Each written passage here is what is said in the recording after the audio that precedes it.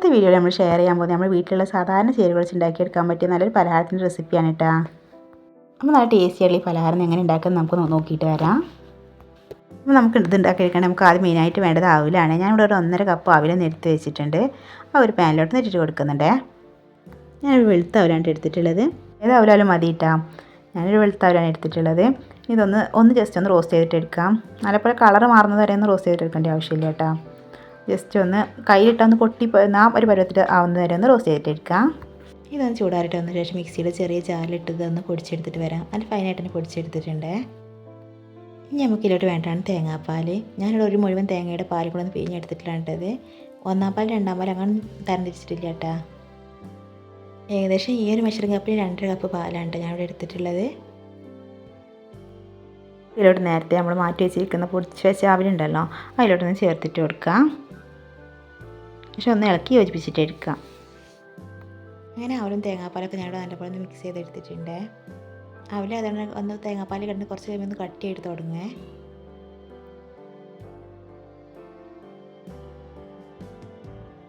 ഇതൊരു സൈഡിലോട്ട് മാറ്റി കൊടുത്ത ശേഷം അടുത്താൽ നമുക്ക് ഇതിലോട്ട് വേണ്ടതാണ് 3 അച്ച് ശർക്കര ഞാനൊന്ന് മെൽറ്റ് ചെയ്തിട്ട് എടുക്കുന്നുണ്ട് കേട്ടോ.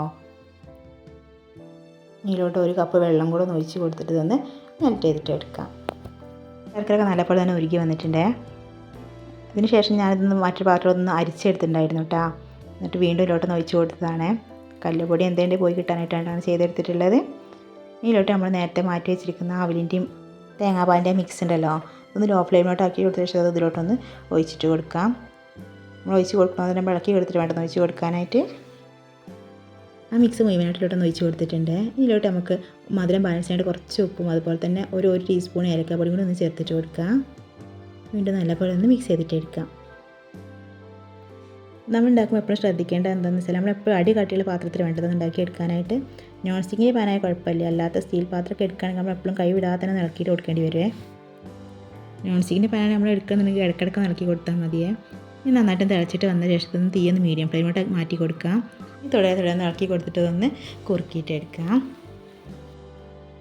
ഇത് നല്ലപോലെ തന്നെ കുറുക്കിയിട്ട് വരുന്നുണ്ട് കേട്ടോ. കണ്ടോ, കട്ടി കൂടി വരുന്നുണ്ടോ.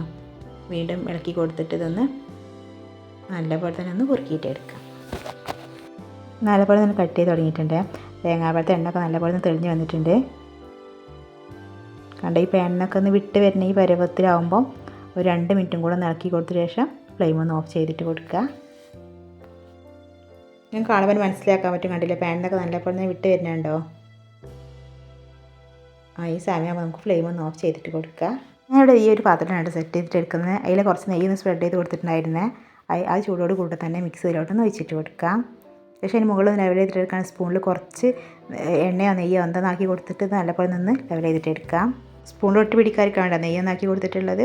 അതിന് മുകളിലായിട്ട് ഞാൻ കുറച്ച് എള്ളും കൂടെ ഒന്ന് സ്പ്രെഡ് ചെയ്ത് കൊടുത്തിട്ടുണ്ടായിരുന്നേ. ഇനി നല്ലപോലെ ചൂടാറിയ ശേഷം കണ്ടോ അതിൻ്റെ എണ്ണയൊക്കെ തെളിഞ്ഞ് വന്നത് കണ്ടോ. സൈഡ് ഭാഗത്തായിട്ടൊക്കെ ആയിട്ട് എണ്ണയൊക്കെ നല്ലപോലെ ഇറങ്ങി വന്നിട്ടുണ്ട്. ഒരു മണിക്കൂർ ഒന്ന് തണുത്ത ശേഷം 1 മണിക്കൂർ കഴിഞ്ഞിട്ട് ഒന്ന് കട്ട് ചെയ്തിട്ട് ഉപയോഗിക്കാവുന്നതാണ്. അപ്പോൾ അത്രയേ ഉള്ളൂ. അപ്പോൾ അങ്ങനെ നമ്മുടെ അവിലും തേങ്ങാപ്പാലൊക്കെ വെച്ചുള്ള പലഹാരം ഇവിടെ റെഡി ആയിട്ടുണ്ട്.